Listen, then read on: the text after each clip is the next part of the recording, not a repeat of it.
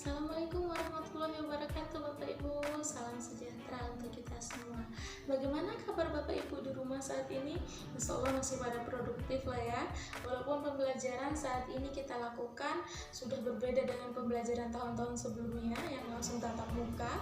Jadi saat ini mungkin pembelajaran kita sudah pada daring ya Bapak Ibu ya.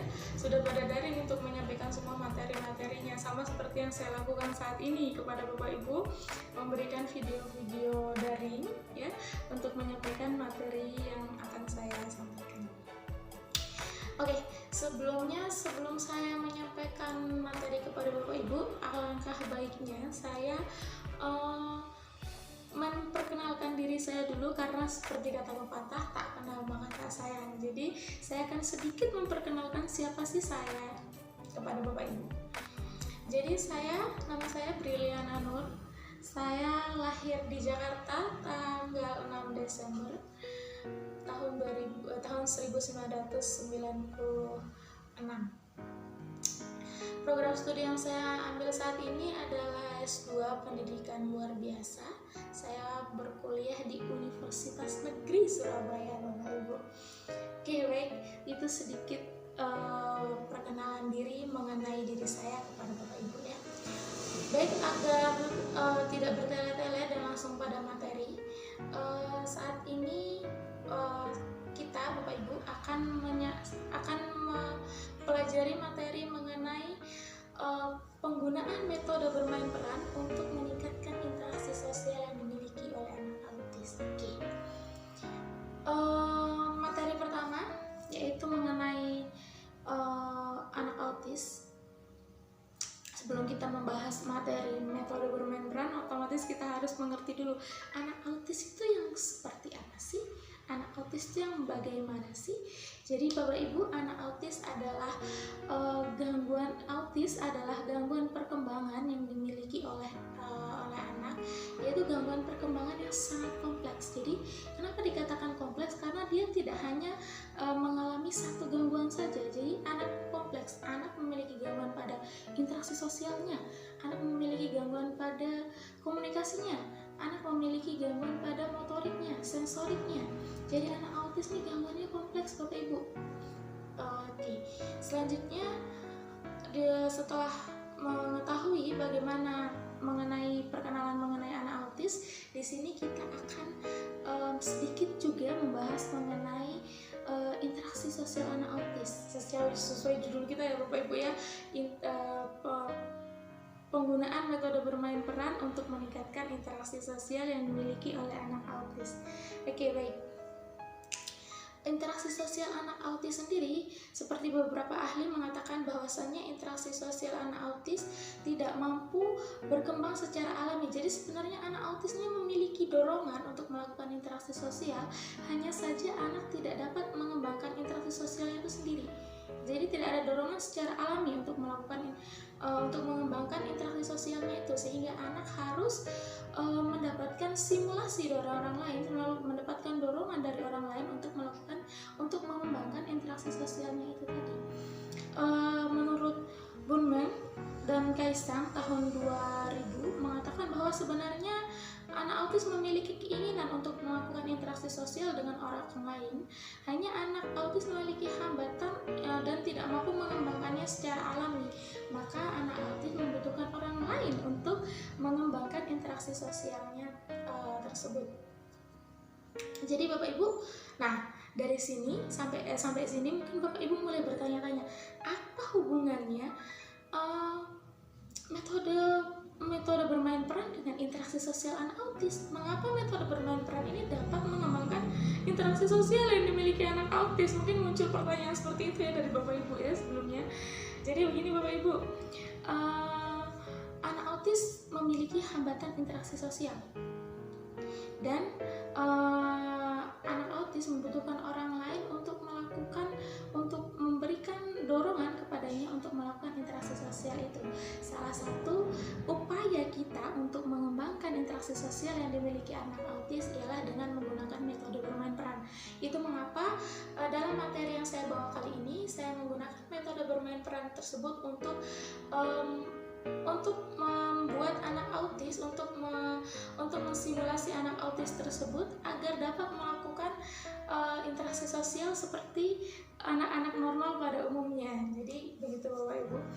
Karena sebenarnya di dalam metode bermain peran itu sendiri terdapat banyak sekali simulasi, banyak sekali gambaran-gambaran bagaimana sih cara melakukan interaksi sosial di masyarakat. Jadi seperti interaksi sosial yang terjadi di pasar itu bisa dilakukan dengan metode bermain peran, dengan bermain peran itu tadi.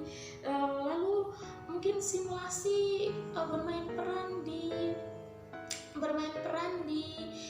sekolah. Anak dapat melakukan interaksi sosial. Bagaimana interaksi sosial di sekolah dengan melakukan metode bermain peran ini Bapak Ibu. Jadi anak dibawa langsung kepada situasi dan kondisi sebagaimana mestinya. Jadi situasi dan kondisi di sekolah dilakukan dengan metode bermain peran gitu Bapak Ibu. Selanjutnya setelah kita mengetahui apa sih hubungannya interaksi sosial anak autis dengan metode bermain peran, kita telah mengetahui itu, tapi sepertinya belum muncul nih interaksi sosial itu apa ya, metode bermain peran itu apa, metode bermain peran itu yang seperti bagaimana gitu Bapak Ibu. Jadi kalau menurut Santoso tahun 2013 mengatakan bahwasannya metode bermain peran adalah sebuah metode yang dapat digunakan untuk mengembangkan kemampuan interaksi sosial anak autis dengan membawa anak autis tersebut kepada keadaan sebagaimana mestinya. Itu menurut Santoso di bukunya tahun 2013 di halaman 38. Ada juga menurut Dikbud. Jadi kalau menurut Dikbud tahun 1964 halaman 171, bermain peran sendiri adalah bentuk permainan pendidikan yang digunakan untuk menjelaskan perasaan, sikap, tingkah laku, dan nilai dengan tujuan menghayati peran tersebut dari sudut pandang yang lain. Kalau yang tadi adalah menurut Dikbud. Jadi dari beberapa pendapat ahli di atas dapat kita tarik kesimpulan bahwasannya metode bermain peran adalah sebuah metode yang dapat digunakan untuk meningkatkan interaksi sosial yang dimiliki oleh anak autis Bapak Ibu. Oleh anak sebenarnya, tapi juga termasuk anak autis di situ. Sehingga metode bermain peran ini dapat digunakan dalam mengembangkan interaksi baik anak normal ataupun juga anak autis khususnya, karena memang yang memiliki hambatan interaksi sosial, yang memiliki problem pada interaksi sosialnya adalah anak autis itu Bapak Ibu. Jadi selanjutnya setelah kita mengetahui apa itu metode bermain peran, kita juga mungkin perlu mengetahui apa ya manfaat dari metode bermain peran itu sendiri. Jadi manfaat dari metode bermain peran itu ada banyak Bapak Ibu. Selain metode bermain peran itu dapat meningkatkan interaksi sosial yang dimiliki anak autis, jika menurut Surya tahun 2006 halaman 48, manfaat dari metode bermain peran itu sangat banyak. Yang pertama, metode bermain peran ini dapat meningkatkan rasa empati anak, dapat meningkatkan rasa simpatik anak, dapat mengajarkan tanggung jawab terhadap anak, dapat ketika anak masih sulit untuk mengambil keputusan sendiri, tapi ketika bermain peran ini anak langsung anak dibawa ke dunia sebagaimana mestinya. Misal di pasar dia sebagai penjual, dia bisa mengambil keputusan untuk kehidupannya sendiri. Terus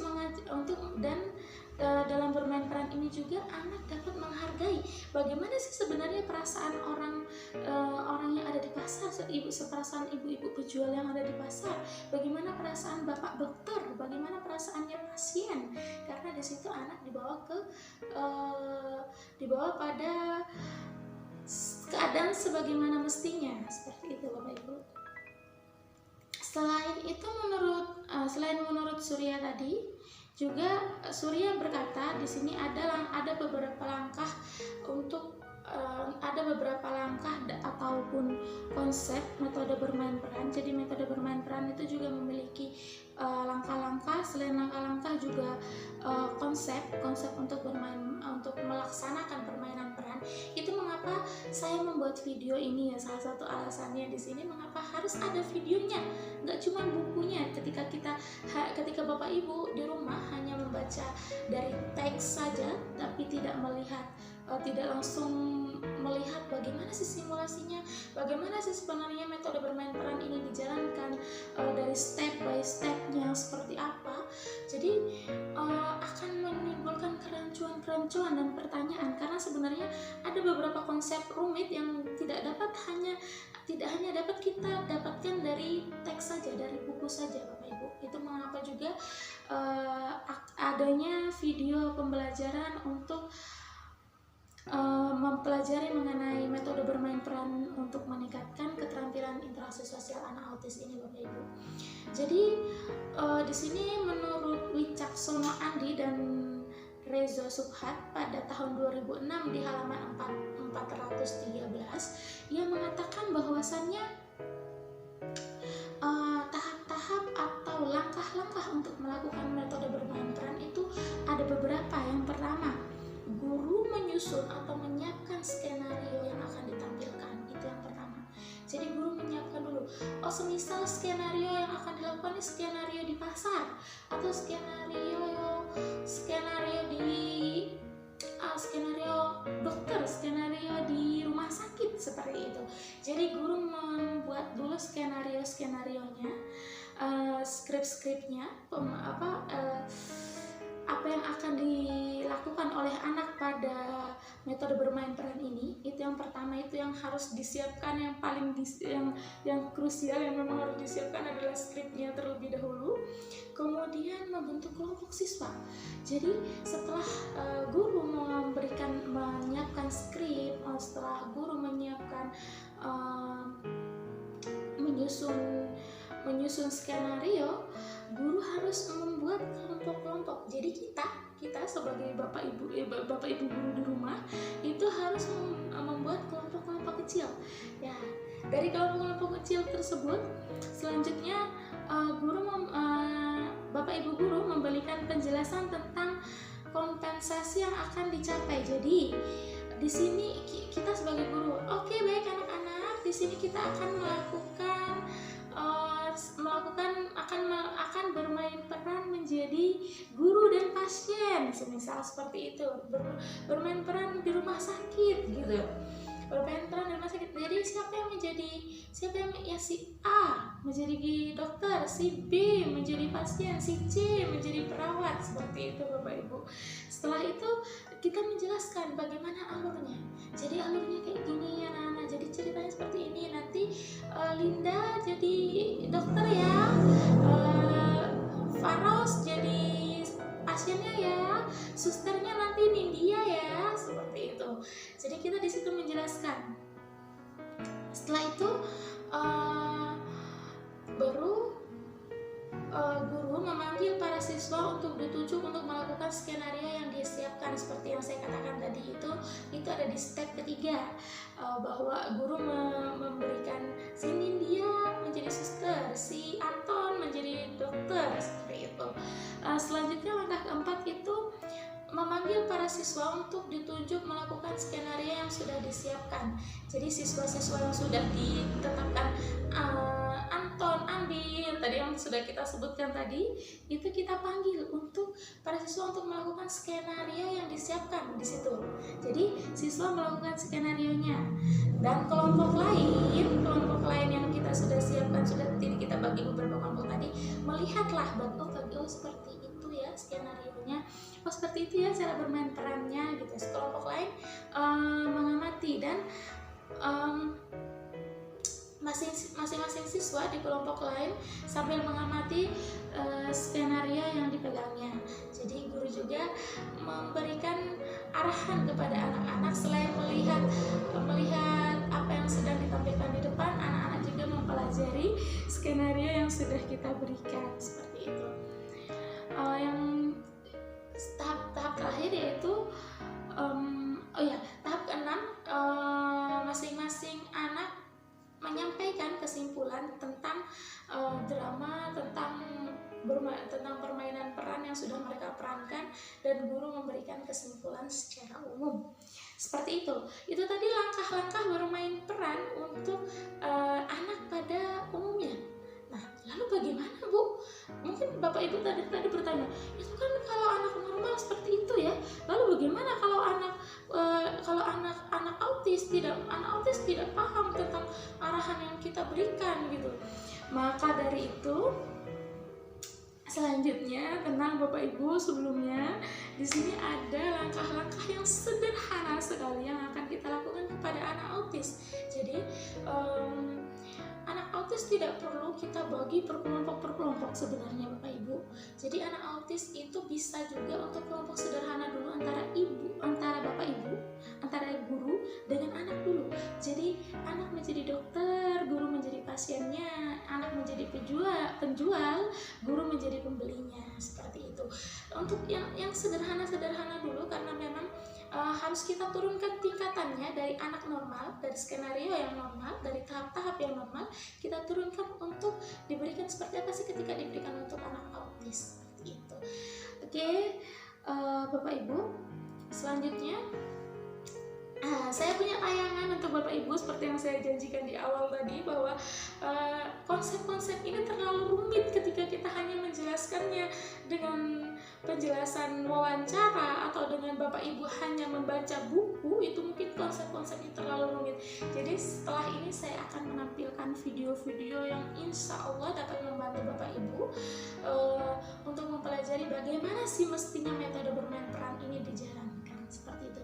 Jadi di video ini ada beberapa video yang dilakukan oleh ibu guru, bermain peran yang dilakukan oleh satu guru dan satu siswa autis. Ada juga perbandingan untuk siswa-siswa normal. Jadi untuk anak siswa normal di situ ada video bagaimana sih anak-anak TK dini ya, itu kalau nggak salah nanti ada videonya, anak-anak TK melakukan metode bermain peran, seperti itu Bapak Ibu. Dan juga ada video simulasi dari teman-teman mahasiswa yang sedang melakukan simulasi metode bermain peran. Oke Bapak Ibu, setelah ini akan saya tampilkan videonya Bapak Ibu. Kita lihat bareng-bareng.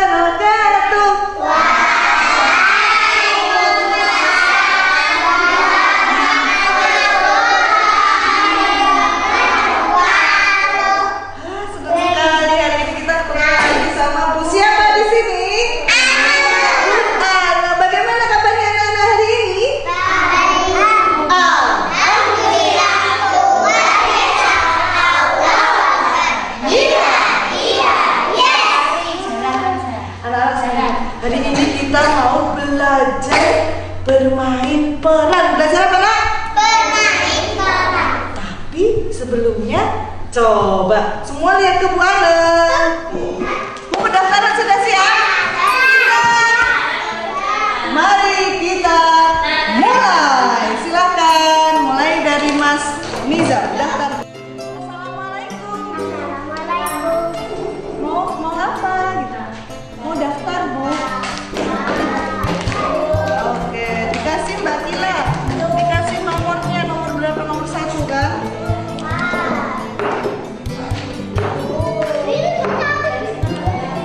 Oke, nomor 1. Silahkan menimbang dulu.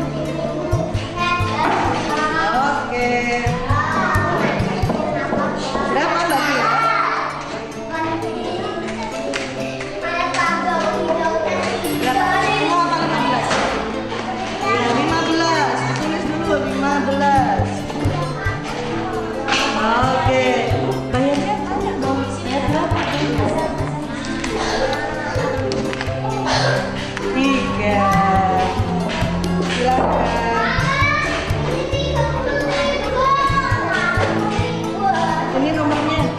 Kasihkan.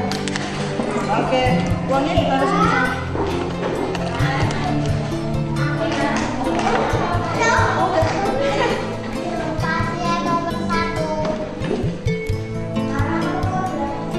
Yang nomor 1 silakan.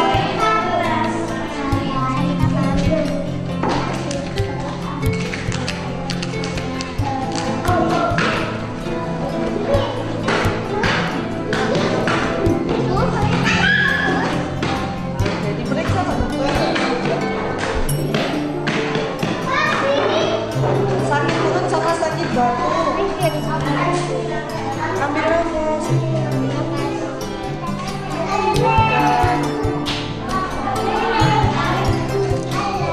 Oh iya, sudah.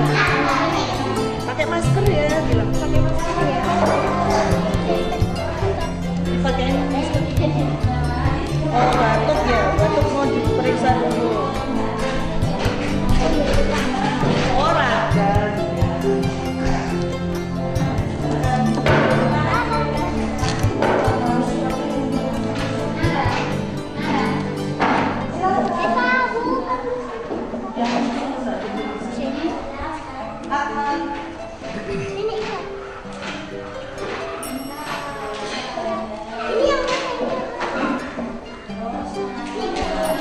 Dulu ya, dokter. Silakan Pak Dokter.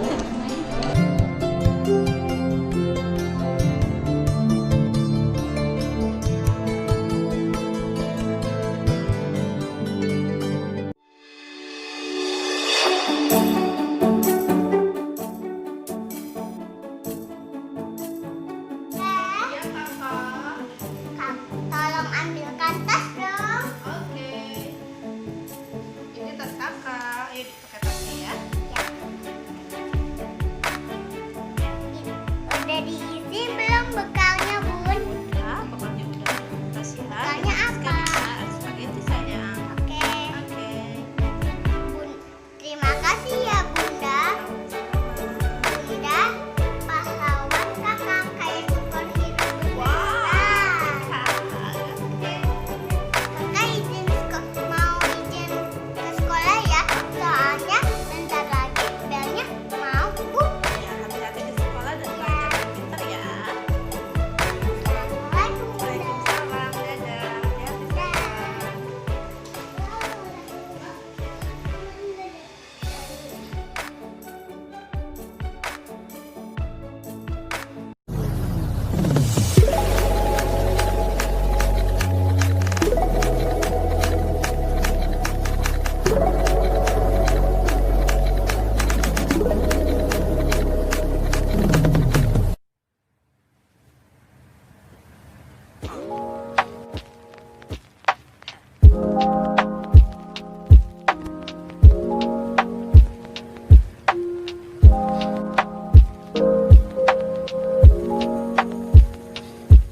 Perkenalkan, nama kakak Putri. Nama adik siapa? Ih, adik malu-malu ya sama kakak. Tas dulu, tas. Oh, adik suka main boneka ya? Ini kakak punya boneka. Halo, ini boneka kakak. Namanya Bubu. Lucu kan? Adik mau pakai nggak? Ini coba ya pakai ya yang ini. Mana tangannya? Ini ya. Ini lucu kan? Ya ini boleh taruh di sini. Ini namanya Bibi. Ini namanya Bubu. Halo Bibi. Halo, Nama adik siapa? nama aku Eka. Eka umur berapa? Aku umurnya 16 tahun. Oh, udah gede ya berarti. Ya, Eka suka main boneka ya? suka banget. Ini suka nggak bonekanya? Suka. Suka warna pink nggak?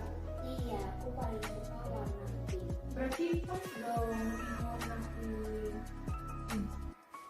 Eka kalau udah ada ini, ada Bubu sama ada Bibi, Nggak boleh malu lagi ya ngomong sama orang. Iya, Kak. Eka mau nggak ngomong sama bibinya? Mau. Mau. Iya. Tapi jangan malu lagi ya. Oke. Ini buat Eka. Coba.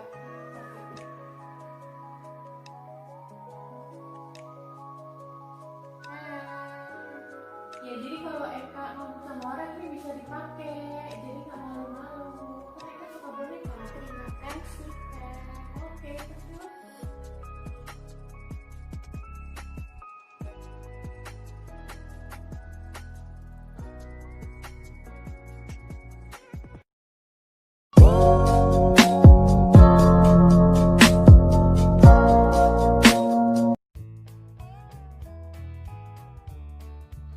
Bagaimana Bapak Ibu setelah melihat video-video tadi? Di situ kita dapat menarik kesimpulannya. Ada perbedaan dari video anak usia dini, terus lalu simulasi dari kakak-kakak mahasiswa tadi, dan juga video anak autis dan gurunya yang sedang melakukan metode bermain peran itu sendiri. Ya. Jadi memang ketika dilakukan atau diberikan metode bermain peran ini kepada anak autis itu tidak serumit metode bermain peran yang akan kita berikan kepada anak-anak usia dini atau anak-anak normal pada lainnya, Bapak Ibu. Jadi kita akan membuat metode itu lebih sederhana lagi seperti itu. Sekian Bapak Ibu materi yang saya sampaikan. Terima kasih banyak Bapak Ibu telah melihat materi yang saya sampaikan ini dari awal sampai akhir.